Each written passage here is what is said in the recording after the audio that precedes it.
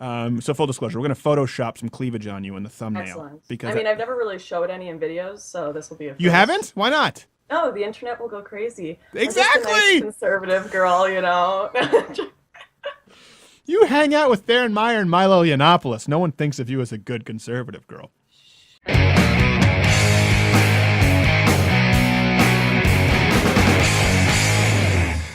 All right, we are back, and already Not Gay Jared has screwed up. Send your complaints to @NotGayJared. I fulfill my legal obligations, but follow him and draw your own conclusions. Particularly Saturday the 14th, I would recommend you check out the pictures. So next guest, I'm very excited to have on. We've discussed certain topics when we've been in Google Hangouts with Milo Yiannopoulos, and I've worked with the Rebel TV up there in Canada, of course, where I was raised. So you can go to the Rebel.media, I think, or follow her on Twitter, Lauren_Southern on the Twitter. I have messed this up brutally. It's because Not Gay Jared screwed me up. Lauren, thank you for coming on the show. Thank you for having me, Stephen, and I apologize for being, what am I, an hour late. I am the worst guest. Actually, it was my fault because I visited my family they're in Central Time, so when I put it on our iCalendar, so honestly, it was just a screw up all around. What we generally do in these instances is we just blame Not Gay Jared. Oh, excellent. Yeah, so that works for me. He'll be fired.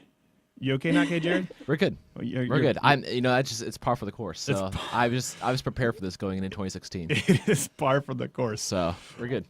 So Lauren, okay, so you work with the Rebel Media, right? There was Sun News, and it's up in now. When I was there, I've talked about this with Gavin and Ezra. There were no conservatives. I mean, I was raised in Quebec. I understand you're out in Western Canada, but in Quebec we had liberals and liberal separatists. So before we get into, I know you've talked a lot about gender politics, and we'll get into immigration. How would you sort of identify yourself? Do you think you're more libertarian? I mean, in Canada, terms have different meanings. Yeah, for Canada, they would consider me an extremist on the right still, just Yes. because I'm a libertarian, but I would consider myself a little more conservative on my own level. Okay. But I wouldn't want to force on people, that is.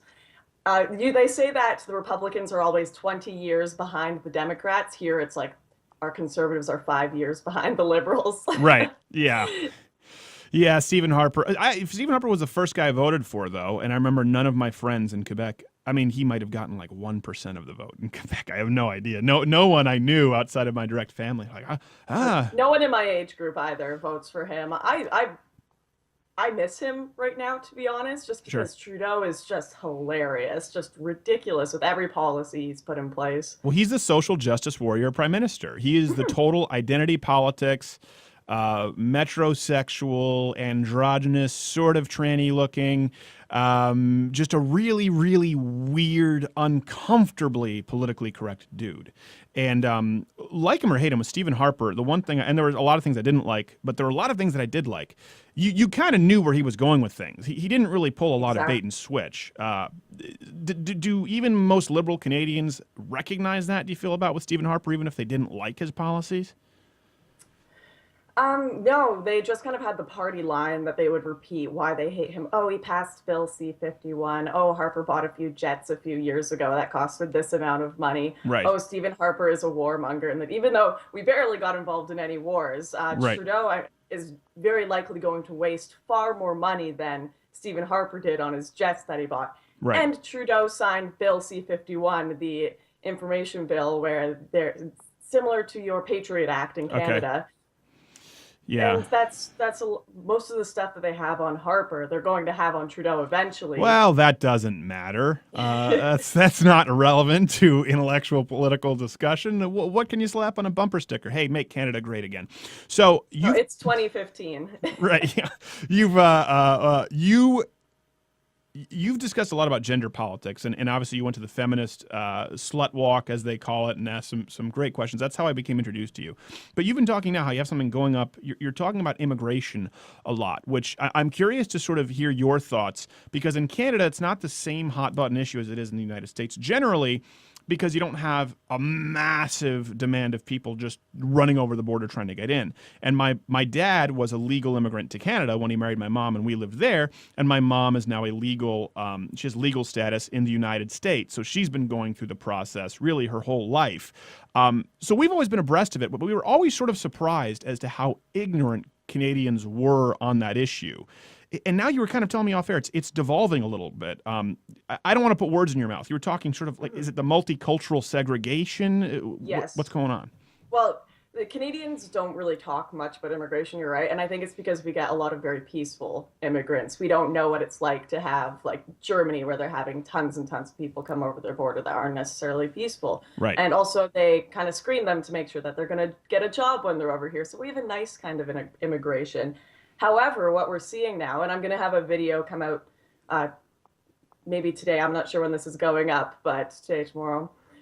And it's going to make a lot of people mad, just because I do discuss how multiculturalism in Canada, although we do have a lot of peaceful groups coming here, it's completely segregated. The kind of multiculturalism they sell to us with the government, where everyone's holding hands around the globe from their different cultures, and the forced diversity shoots for university campuses that I have been in and dragged into from Right. campus. That's not the reality of it. We've got areas that are 70%, 80% just one group, immigrants from one area. And not Right. only that, this has caused a little bit of an issue over signage, because I can't go into areas and shop in certain areas because none of the signs are in English. Right. And you can walk through entire streets without seeing English or being able to speak your language. Also, depending on the area, a little bit more rape. Yeah, that's something too that people don't Really? like. I haven't looked at those. I'll have to check out those. Little rapey, the Islamic cultures. It's kind of a trademark. All the greats, Mav, have their calling card. Theirs is rape. So it's, you see that with Sweden. Sweden's become the rape capital of Western right. Europe, and in We Germany. don't have a huge Islamic kind of area in Canada yet. Well, we did in Montreal. In Montreal, you did? Yeah, in Montreal. Well, Montreal Westmount was where most of the Jewish population was. And there were a lot of Lebanese, so some of them were Lebanese Catholic. But, I mean, I had a lot of Muslims at school. I've talked about this at Centennial, where I watched a few of them laugh at 9/11. And every single Muslim I knew at Centennial Regional High School in Greenfield Park, every single one hated Jews. No exceptions. Oh. Hated Jews, Lauren. It wasn't like kind of maybe. They hated them. And I remember being so surprised when I asked him after 9/11 about Osama bin Laden. I said, okay, walk me through this. Osama bin Laden, according to your religion, you believe in hell, right? Yes, we believe in hell. Okay, so he's going to hell. None of them would say no. None of them would say no. As a matter of fact, if you said yes outright, and if you were like, well, it always depends, and you weigh your good deeds and your bad deeds. So where I grew up, there was a lot of that. And that was a big part of what shaped my view. I actually read the Quran because it was handed to me at the Islamic club at Champlain College. And I thought, like, these have to be typos. This is incredible. So I guess I don't know what it's like in Western Canada. But when you say segregation, so how does that shape up? Is it like New York, where it's organic and it's like, okay, the Greeks are here, and maybe you have like this area that's Jewish, or literally just they don't even speak the language, they don't assimilate at all? Yeah, it's obvious natural. I think that a lot of people, they aren't encouraged to even become a Canadian or know what the Canadian identity is when they come here. So they'll Right. just go to kind of the sects where it's like, oh, this place already speaks my language. Why would I bother to learn this whole new language when, quite frankly, I never have to? Right. I can just go to this one area. And I remember in the video, you'll see it, there's this one school that was literally 100% South Asian. Every child there was South Asian, and they were all speaking the same language, and it wasn't English. It was just like, you can grow up there too and never speak the language. There are schools that are segregated as well.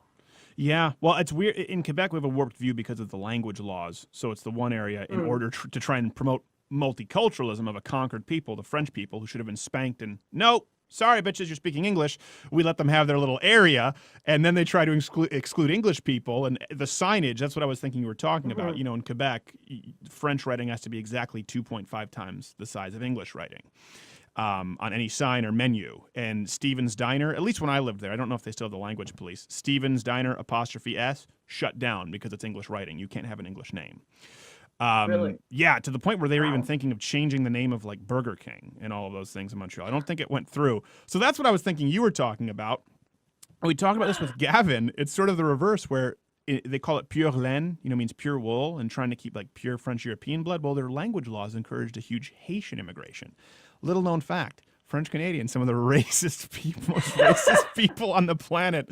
So now they find themselves in a quandary. Is Montreal not even considered Canada to the rest of Canada? That's what people have told me. I don't. I've never been there, to be honest, and I haven't had too many conversations about it. We don't talk about your coast. We're the best coast. Well, it's true, and you seem like you haven't screwed it up nearly as badly as Eastern Canada has. So, okay, so how do you compare it to like the United States and in this sort of project you're working on? What would be a better way to do it? The melting pot, the United States, making sure they learn the language, or is that just racist? Are you a racist? You're a racist. Racist. I think the word racist doesn't have any meaning anymore. So people call me one for stating facts, stating that people are segregated. I guess so. But with the melting pot, that's one thing. When people come to Canada, they aren't told like what a Canadian identity is, that Right. we should be talking to each other, we should be working together. Instead, our current government's motto is diversity is our strength. And if you get a chance, I'd watch the video where Chrystia Freeland, one of our gender balanced cabinet chicks, she's one of the new ministers. Wait, is that an official for- position? No. I'm just assuming she was brought on to make the. Oh, okay. I thought it was. I thought it was Did you watch that speech where Justin Trudeau comes in and they ask him, Justin, why do you have a gender balanced cabinet? And he replies, it's 2015. Oh, yeah. Well, I guess Yeah. instead of like qualifications or resume, Yeah. the year works as well. It is the current year, and now they're selling shirts of that for on the website for $100. It's amazing. But Chrystia is one of the ministers in his cabinet, and she went and debated Bill Maher, and Bill Maher is like, Chrystia, you can't just like bring a ton of people in from a different country that are from an entirely different culture, especially one like Islamic culture, where a lot of them are going to be Rapey. rapey or radical. And Chrystia is just like, you can just hear her. She's triggered. She's like, diversity is our strength, Bill. Diversity is our strength. We don't say things like that in Canada. Yeah. And Bill is just losing his mind talking to her. And that's what Trudeau and her are like. Trudeau's done a diversity is our strength speech as well. But when you go and you look at it on the ground, that's a myth. Being segregated by race and language and all these different things, that is not our strength. Being able to talk and communicate and maybe share different cultures under the same language and not natural segregation. Sure, Right. that might be a strength, but that's not what's happening in reality. Right. Even if you don't believe the Judeo-Christian faith at all, like the tower, just think of the Tower of Babel as an Aesop fable. Like it should be the perfect analogy. Well, okay, now we're all speaking these different languages, and it really screwed us over. Yeah, it is, and I do think, and people like you and Milo and Gavin, and I'd be humbled and honored to include myself. I think there's a movement afoot where you're never going to have young people politically turn toward conservatism yet. Convincing them of tax law when they don't really pay taxes, it's tough. The free stuff is still an easy sell. But the diversity and the political correctness and this really, cultural Marxism is thrown around so much, but that's what it is in this case. I definitely, you've gotten in this more recently. I've been doing this for a while now. I've noticed a significant shifting, a changing of the tides where people are open to hearing the things you have to say, and they don't just call you a racist anymore. Yeah, definitely. Well, when you say it so many times, it loses its meaning. And even the people who are called racist so many times, like probably yourself, myself, Milo, it just rolls off our shoulders. Trump doesn't even have to acknowledge it anymore. And people don't even focus on that because it's like you can keep calling him a racist. He's not even going to acknowledge it. That word has no meaning. We have it's to a go little to a different on campuses. Oh, Yes, we have to go to a break, and we will bring you back because I want to get into the campus talk and discuss it. Excellent. Lauren Southern, therebel.media. Louder with Crowder. Stay tuned. We'll be right back. We are back with the one and only Lauren Southern. Follow her on Twitter at Lauren_Southern. Canadian, but is on top of American politics as well.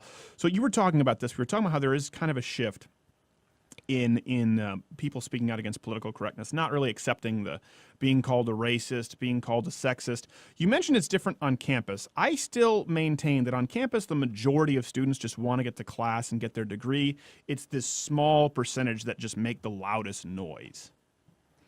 that may be true, but even the rest of the students, because of the climate that is on campus, you don't really question the narrative, especially not in classes, because the professors won't accept the narrative being questioned. On campus, there are the militant groups, are these SJW groups, so you don't want to get in trouble with them. Keep your head down, laugh when the professor makes jokes about Republicans or conservatives, and whenever someone in the class dares to question that, make sure to laugh at them too.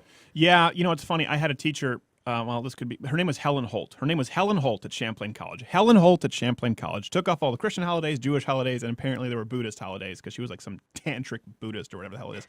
Looked like a female Drew Carey. To give you an idea of the kind of psychopath she was, she would read books, correct them with a red pen, and mail it back to the authors. And it was like Greek mythology. It was some kind of mythology. It was a humanities course. It was the only one left. And she told me, first she asked, who here is considered themselves a Christian? And I raised my hand. And she said, you're probably not going to pass my class because you can't open your mind enough to. I was like, we're learning about Hercules. Like, this is not. And I did fail her class. And then I had another teacher who was very far left, and we connected because we both did judo. And he's the only teacher who ever gave me 100% on 2 papers that I wrote. And so there is hope there. I do think there are some decent people. But yeah, there are a lot of Helen Holtz in the world. And I remember just being like, I just can't believe this is allowed. And it goes unfettered. But I don't think most of those students would have been far left. Like you said, you think they just sort of accept the culture by default? You know what, thinking back, when you get to the real crazies like your professor, I had a real crazy professor in my first year, and I don't think the students liked him much because of that. Okay. Maybe, I think it's still the heads down thing, but I did hear that I was kicked out of this class in my first year. This professor, he taught us to spell everything wrong because he was part of some kind of progressive English, you can spell it however you want kind of group. And this was an academic writing course. If you ever get the chance, look up the poet Bill Bissett. I don't want to. No, you should. It's hilarious. I don't want to. Well, you Canadians spell everything wrong anyway. You put a U where it doesn't belong. Color. The front page of my academic writing exam had a poem by this Bill Bissett guy. And it's a poem about how George Bush should be put in prison for war crimes, and his entire everyone that was on his campaign staff, everyone that worked for him should be killed, except killed was like spelled Keeled, and should was SULD. Well, hold on a second. Is the logic behind that, because I've read about this before, is it that certain people in impoverished communities or minorities who don't have access to the same kind of education may spell things differently, and that's okay, so we should accept all of it? Is that the logic behind it? Because I've read those theories before. That might be it, but you'd have to look at Bill Bissett's website because it's all in Comic Sans, and it's all different colors, and the words are all over the place, and like it's purposely made to be bad. It's postmodernism, I think, more so than it is social justice-y, but everything we read in this class was social justice oriented. Like, Israel is bad, here's how Black people suffer, right? LGBTQ, everything we read in that class was social justice oriented, even though it was an academic writing class. How long ago was this? That was a year and a half ago. Well, guess what? A year and a half ago, it wasn't LGBTQ. It was LGB. Oh, I'm sorry. LGBT. I am a bigot. It certainly wasn't LGBTQAAI, as they're now saying. And that's not, people think I'm joking with it. LGBTQ, lesbian, gay, bisexual, transgender, queer, or questioning, depending who you ask, asexual, allies, and intersex. And some people want to add P for pansexual. So it'd be LGBTQ AAIP. And I'm not, so when people think like I'm not exaggerating, I add like the silent F and a number 5, but it's not that far off. They might make me take me to prison in New York for getting that wrong too now with the pronoun laws. Or if I'm a landlord in New York, for those listening, we've talked about it. We've written about this extensively on the site. In New York, if you're a landlord and you make, you have a communal restroom sometimes, kind of like a hotel. Rooms will have their restrooms, but sometimes there's a main restroom. And you make a man who claims to be a woman use the man's restroom, you can be fined, and really to the point that your business is in peril.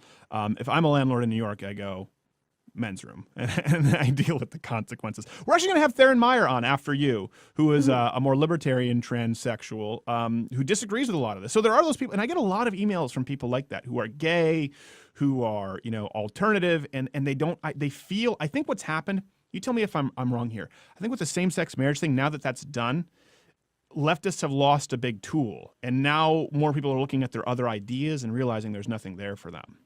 Yeah, they need that victimhood, so they just keep getting new cards. All you had to do was watch the Democratic stage to see all of these white people on the stage trying so hard to get their victim cards. I'm a woman, and I think it was like O'Malley. I'm younger than you guys. I'm from a different generation. Right. And Theron and I go out for drinks all the time, actually. She lives right near me. And yeah, no, Theron hates that nonsense, but Yeah, and I know we'll disagree, but I'm willing to have anyone on who can have a sensible discussion. Okay, so the immigration issue, we'll be looking forward to that, and we're seeing that here in the United States. I think that's just an issue where it's one of those issues where I think it shows you that the Democratic Party, and I don't know if it's the same in Canada, is no longer really for the working class. It's for the non-working class and the elites. You know, I'm smoking my meerschaum pipe with my glove, and the people who are on welfare or people who are looking to remain permanently unemployed. Because even Democrats, and I realize we have to go to a break, longtime Democrats who work have a problem with immigration, illegal immigration, right? It's not a winning issue with those people because they don't want their jobs being taken. But it seems like the Democratic Party has abandoned them. I wonder if it's the same thing in Canada. Last, real quick, and then we'll go to the web extended version, if you can fit it in 20 seconds. Sure. Any thoughts on that? Oh, in Canada, oh man, well, we're so to the left that people are like, oh, bringing in tons of immigrants, that's beautiful, that's excellent. We're spending $80 billion housing them in 5-star hotels, no biggie. Yeah. Well, I want a 5-star. Okay, well, I'm going to fact check you on that when we go to the web extended version. That might be. I might be exactly. No. You made the statement. Fact checking. Louderwithcrowder.com or rebel.media for the web extended version. Lauren Southern. Stay tuned. More Louder with Crowder after this. If you like this video, subscribe by clicking my face or the button above. Or it's you. Why don't you have a girlfriend yet?